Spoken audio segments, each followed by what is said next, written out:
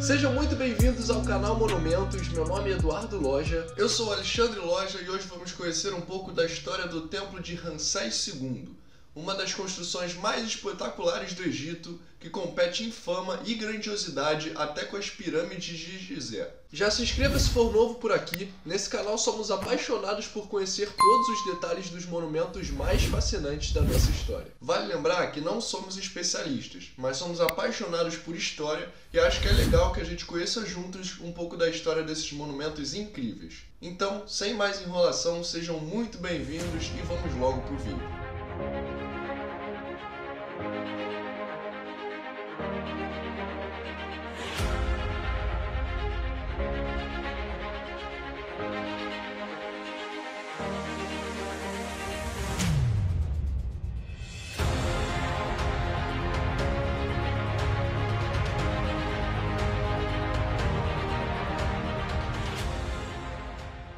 Local e data de construção.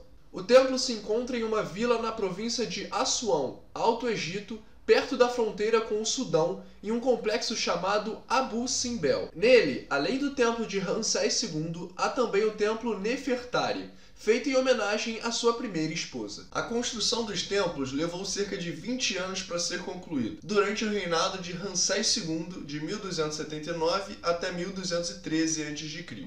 Eles servem como monumento duradouro ao rei, em comemoração à sua vitória na Batalha de Cádiz, contra o Império Hitita, comandado por Muatal II. Foi também dedicado aos deuses Amon, deus dos ventos, Ra, deus do sol, e Ptah, deus dos artesãos e arquitetos. Durante seu reinado, Ramsés II embarcou em um extenso programa de construção em todo o Egito e Núbia, que era controlado pelo Egito. A Núbia era muito importante para os egípcios porque era uma fonte de ouro e muitos outros bens comerciais preciosos.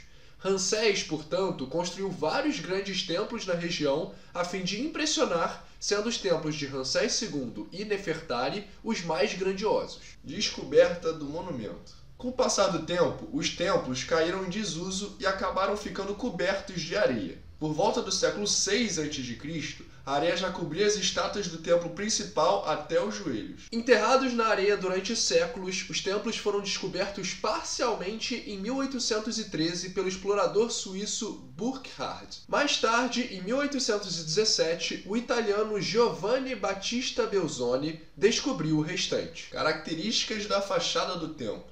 O Templo de Ramsés II é um famoso símbolo do Egito graças à sua impressionante fachada composta por 4 estátuas de 20 metros de altura que foram talhadas diretamente na rocha, cada uma representando Ramsés II sentado em um trono e usando a coroa dupla do Alto e do Baixo Egito. A estátua imediatamente à esquerda da entrada foi danificada por um terremoto, fazendo com que a cabeça e o torso caíssem. Ao lado das pernas de Ramsés há várias outras estátuas menores, nenhuma mais alta do que os joelhos do faraó. Essas estátuas representavam sua esposa principal, Nefertari, sua mãe, seus primeiros 2 filhos e suas primeiras 6 filhas. A fachada atrás dos colossos tem 33 metros de altura e 38 metros de largura. Ele carrega um friso representando 22 babuínos adorando o sol nascente com os braços erguidos e uma estela registrando o casamento de Ramsés com uma filha do rei Hattusili III, que selou a paz entre o Egito e os hititas. Características do interior do templo. Seu interior não fica nada atrás em termos de grandiosidade e beleza em relação à sua fachada. Enormes salas decoradas com afrescos perfeitamente conservados, envolvidas por estátuas colossais e ainda diferentes salas de menor tamanho que misturam a visão artística e mística da época. Tem o mesmo layout triangular que segue a maioria dos templos egípcios antigos, com salas diminuindo de tamanho a partir da entrada do santuário. O templo é complexo em estrutura e bastante incomum por causa de suas muitas câmaras laterais. O mais famoso salão é o Salão Hipóstilo, que tem 18 metros de comprimento e 16,7 metros de largura e é suportada por 8 enormes pilares representando Ramsés. O relevo mais famoso mostra o rei em sua carruagem atirando flechas contra seus inimigos em fuga.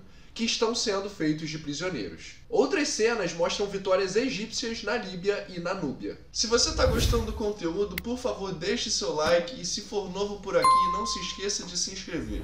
Seu apoio é muito importante para continuarmos motivados e trazendo mais conteúdo para vocês.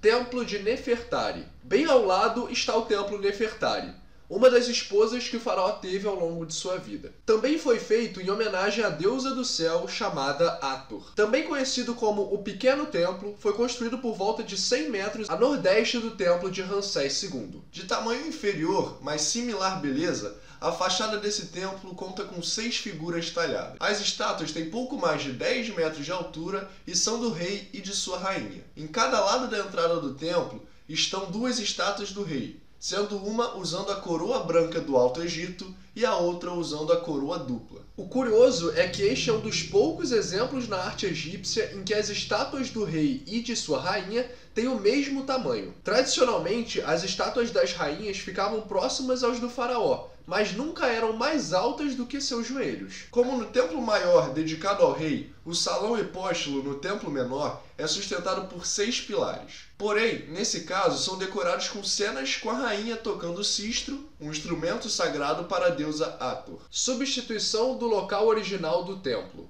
Em 1959, uma campanha internacional de doações para salvar os monumentos da Núbia começou.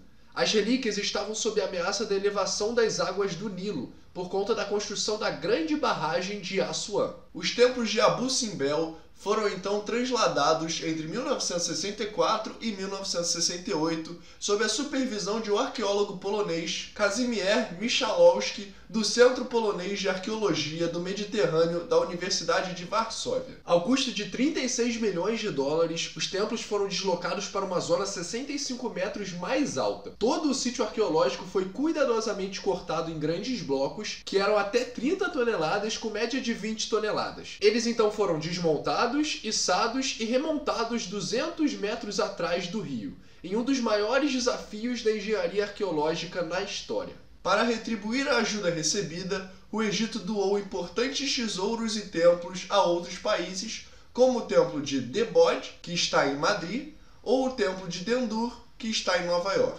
Sol iluminando as estátuas dos deuses. 2 vezes por ano, em um ato de perfeição astronômica, a magia acontece e o Sol atravessa o templo ao amanhecer para iluminar as estátuas dos deuses. Os arquitetos antigos posicionaram o templo para que a luz do Sol atingisse a sala no dia 22 de fevereiro, o aniversário de sua ascensão ao trono, e no dia do seu aniversário, 22 de outubro. Nessas 2 datas, o Sol nasce e ilumina o corredor do templo e 3 das 4 estátuas do santuário. As 3 primeiras estátuas são do faraó Ramsés II, Ra, o deus do Sol, e Amon, o rei dos deuses.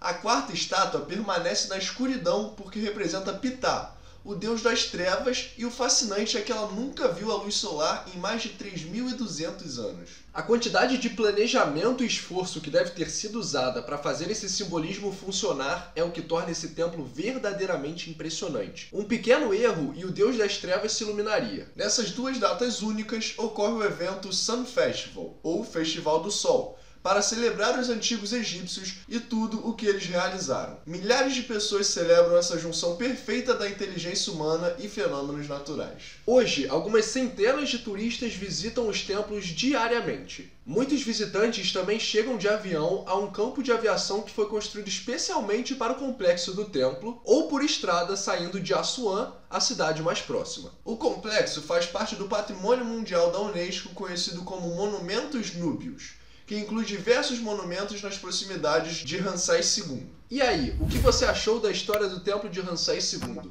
Queria agradecer demais para você que assistiu até aqui. Mais uma vez eu peço que deixe o like e se inscreva se for novo aqui no canal. Deixe nos comentários sua opinião e nos diga que monumento você deseja conhecer por aqui.